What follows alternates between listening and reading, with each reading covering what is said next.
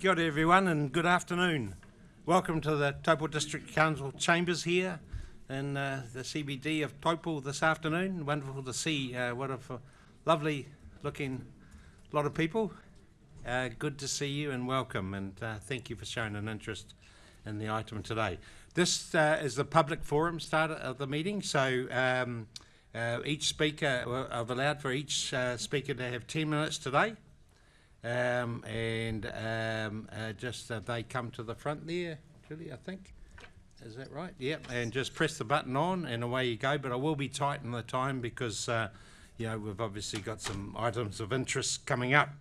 So the first speaker, just to let Councillor Westerman is travelling at the moment. So she's online, hopefully, Yvonne? She is? Yep, cool. And you all know the other councillors, and welcome to members of the press, public, sorry, your organisation, the TV station. Good to have you here. Hopefully everyone can see and hear. And just applaud the speakers to talk directly into the microphone. I've had a request from a certain chap at Kinloch. He still cannot hear the meeting, so hopefully nice and clear, please. So first up in the public speaking, we have 10 minutes. Mr. Taupō Ramaka, if he could come through, please. Kia ora, Taupō. Nice to have you here. The floor is yours, sir.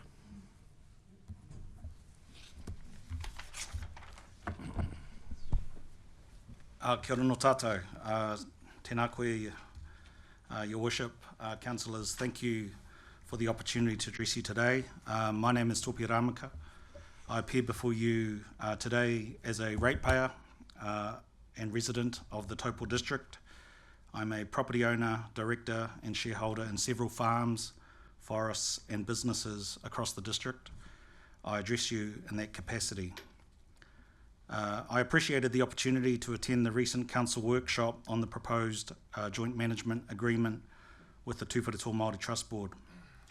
It was encouraging to hear broad support for the purpose and intent of the agreement while acknowledging some divergence around timing and process.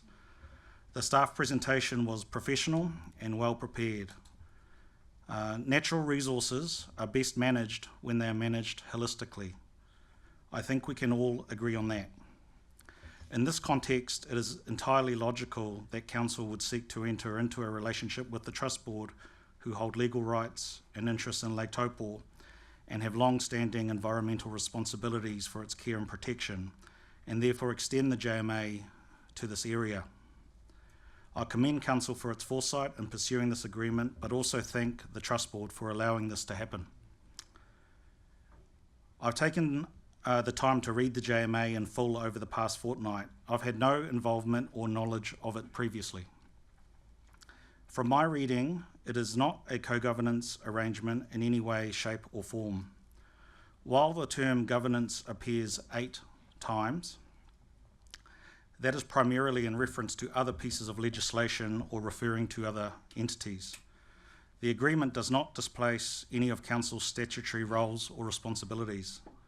Rather, it looks to establish a practical and structured framework for parties to cooperate where interests and responsibilities intersect. In many ways, it formalises what is already happening, and I would think make it easier for Council to achieve its own statutory objectives around core infrastructure services. You could easily describe the JMA as a relationship agreement, and I wonder if it were framed that way, whether the same concerns would remain live. I've also reviewed the further matters identified in the draft agreement, and to me these reflect what already happens in practice, or what is already enabled under existing legislation. All this being said, it came as a surprise to hear some of the comments made at the workshop, particularly around timeframes and process, given that work on this agreement began several years ago, and that this very council resolved as recently as September 2024 to implement the agreement by June 2025. It is unclear what for you has changed. Having reviewed the papers before you today, there look to be several options on the table. Some involve moving forward, Others involve delaying for further deliberation, community feedback, or to leave the matter for the incoming council to deliberate on. These are all reasonable options to consider. Should council head down that latter path, kei te pai, in my view. Engagement with the community or further deliberation is all good. But in doing so, you also need to assure yourselves that it is warranted, cost-effective, and purposeful. At the same time, council should also do its best to act with consistency and integrity. Otherwise, the perception of double standards begin to emerge. One approach for this matter and another for everything else. For instance, the other item on your agenda today is the Water Services Delivery Plan, which may equally require similar considerations. The reality is, outside of formal planning processes like the annual plan or district plan, most council decisions are made without full public consultation or involvement. That's not a criticism, that's just how representative democracy works. You are elected to make informed decisions on our behalf, based on the advice in front of you and your own judgment. To do anything different would, I think, paralyse the district from making decisions and moving forward. So ultimately, this is a political decision for you. If you choose to proceed as per your 2024 resolution, all good. If you choose another path, that's also all good. Just be really clear on next steps, including time, process, scope, and cost. Be also clear on how feedback will be sought and considered, as clearly many will participate. We are not unfamiliar with that process. Before closing, I want to address the elephant in the room also, and that is some of the vitriol that has emerged online. The Taupō District has long been a place where our communities have stood together, working, living, raising families, playing sport, and building relationships based on mutual respect and friendship. It is disheartening, though perhaps not surprising, to see overt racism emerging and creeping in. I do not intend to repeat what we see in those forums. This issue should not be about who we are or our heritage, but for a few, that is what it has become. Some of you, I know, have also been targeted directly, and none of this is okay for our community. To that, all we say is ka aroha, and mā te kōrero ka mōhio, mā te mōhio ka marama. Through discussion comes awareness, and through awareness comes understanding. In closing, your role as our community leaders is to rise above the noise and act in the interest of the district, which, by the way, includes all of us.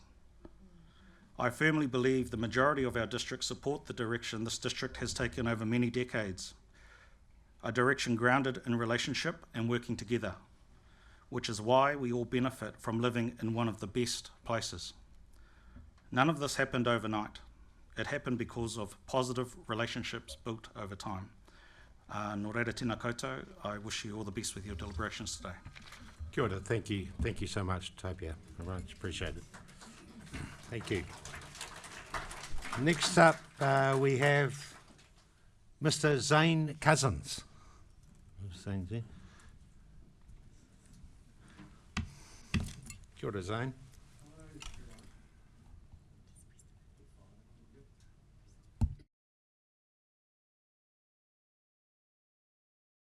You did say that. Sorry, Karen. I'm very slack at taking instructions. Good afternoon, elected members. Thank you for the opportunity to speak today. I'm not here, I'll make it first and foremost, I'm not here to debate the joint management contents. I'm only here to speak about the process specifically. And that conscious decision by council to exclude the public from a conversation that it deemed too inconvenient or too sensitive to engage in openly. I'm well aware it's tough, been around the big table. And I know full well that you have to make some heavy decisions, which at times, which some may not like. But let's be clear, the mood on the ground is not healthy. the conversations I've been hearing in homes, workplaces, online, and in your own halls are tense, divisive, and increasingly hostile. And this isn't who we are. The social cohesion of our community has taken damage, and this council's actions have played a direct role in that. Lines have been drawn, not by iwi, not by residents, but by a failure in leadership. So I ask council today, has your approach to this brought our community closer together or driven us apart? I think we know the answer. There is a pattern. In Kinloch, trees were felled in error. Council apologised, promised to do better. In Turangi, a significant tree was hacked apart. Again, no consultation. Again, regret. Again, promises. Then came Boom Boom. Love him or hate him, he was badly timed and poorly articulated to our community. And now we have the JMA, a deeply significant agreement delivered with zero meaningful engagement. At what point will council stop treating consultation as an optional extra, or at worst, a nuisance? I need to acknowledge the staff and councillors who have pushed for openness in this process. They deserve credit, not because they supported or opposed the JMA, but because they understood that this process must be seen by the whole community to serve the whole community. I congratulate them. But their voices have been ignored, and now we're all paying the price. On your website, you say that council empowers participation and values collaboration. But when put to test, those values collapse under pressure. And what we're left with is the appearance of closed-door governance, and whether or not that was your intent, that is the public's reality. And perception in politics, in life, is everything. So now we have a fractured relationship with the community, tension with iwi, and ugly, divisive narratives now dominating the conversation. This council has sleepwalked its way down the halls of governance straight into a media storm of its own creation, one that now includes racially tinged commentary, mistrust between communities, yet it is fully and blissfully unaware that it created it. When the public began to ask questions of council, legitimate questions, this council's first response was dismissal, then attack. Critics were labelled misinformed. This was all the cause of one single rogue person spouting misinformation and disinformation. People were told by the Deputy Mayor that we couldn't possibly understand the complexities of the RMA that impact this document, as we aren't trained in such things.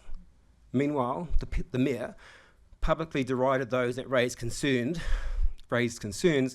labelling them as of a certain type. Council even sought independent legal advice on their consultation obligations whilst hiding behind the deflective, all-encompassing argument of legislation says we must sign this, when actually it doesn't say that. It says you must update this document. The word gaslighting comes to mind. iwi had the respect to consult heavily and meaningfully with their communities on a future-based document that we could all be proud of. Yet council opted for silent running.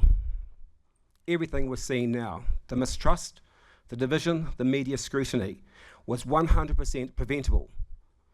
Had this council engaged early, listened carefully, and communicated openly, this moment could have been one of unity and shared progress. Instead, it's become a masterclass in how not to lead. From this point forward, I ask of council, I expect, that you open the doors wide to the public, commit to full honest consultation on major decisions, recognise that leadership requires humility, not defensiveness. Understand that every decision made here affects real people, and they deserve to be part of the conversation. We're not 42,000 problems to be managed. We are 42,000 Kiwis to be respected, who are in reality one big colourful family. We can disagree at times. That's natural. But what we cannot afford and we will not accept is leadership that enables division, breeds distrust, or attempts to devalue the very people it's meant to represent. You set the tone. You wrote the values. I ask you to live by them.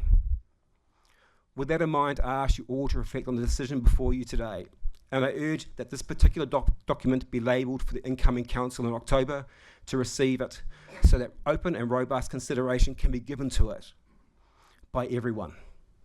Let's ensure that this joint management agreement becomes a universally enjoyed yet defining future document, one that unites us, not the divisive race-baiting one that it has become. Thank you for your time. Next up, we have Mr. John Fennell, who's representing Mr. Richard Hoadley this afternoon. John, are you there? Yeah, cool. Thank you very much. Good to see you, John. John, just a clarification. So you're a Taupō residents group, correct? Or No, no? I'm John Fennell, John Fennell. a ratepayer in this town. Yeah, sure. But you originally, Mr. Hoadley was booked in, and he said that you're talking on his behalf, correct? I just wanted to check it. That's all. Doesn't matter. You're John. I know you're John. You carry on, John. 10 minutes. We're time limited, so We yeah. won't need that, David. Thank Okay. you, and for Thank the you very opportunity, much. and all the elected representatives as well. I've got really nothing more to say than what's been said by Shane. I fully endorse what he said, and I too would like to see it go out to the community for consultation. I'm wandering around a bit in the community at the moment, Your Worship, as you can probably understand, and the comment I'm hearing back every time is we need to hear more from what's happening in this chamber, and we've been surprised by stuff. So, to summarise it, I think there is, if we want to put this right, we have to get it back out to the community, delay it, particularly so close to an election. It would be unfair to load something on to an incoming council that hasn't been part of the decision-making process. So, particularly with changes to the RMA coming, there will be implications, I'm told. So I've got nothing more to say other than thanks for the opportunity. thank you very much, John. Good to see you. Okay. Okay, the public forum wrapped up nice and early, so we'll have a little break now till 1 o'clock when the full council meeting will start. Thank you very much.